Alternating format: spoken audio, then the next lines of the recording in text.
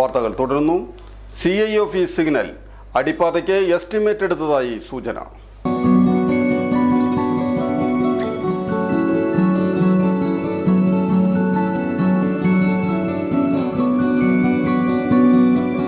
ദേശീയപാത 66-ൽ Kottappuram Chanthappura ബൈപ്പാസിൽ CI office ജംഗ്ഷനിൽ അടിപ്പാതയ്ക്ക് വേണ്ടി PD എസ്റ്റിമേറ്റ് എടുത്തതായാണ് സൂചന. അടുത്ത ദിവസങ്ങളിൽ തന്നെ ഇതിന് തീരുമാനമാകുമെന്നാണ് വിവരം.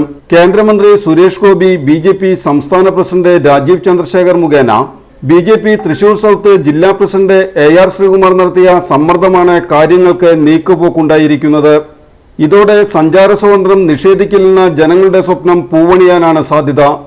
നഗരസഭയുടെ പടിഞ്ഞാറൻ മേഖലയിലുള്ളവർക്ക് നഗരത്തിലെത്താനുള്ള ഏക വഴിയാണ് CI ഓഫീസ് സിഗ്നൽ.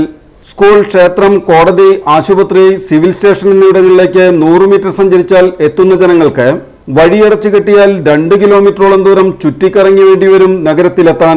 സഞ്ചാര സ്വാതന്ത്ര്യം നിഷേധിക്കുന്നതിനെതിരെ കർമ്മസമിതി കുടിൽ കെട്ടി 2ാം ഘട്ട സമരം തുടങ്ങിയിട്ട് 615 ദിവസം പിന്നിട്ടു.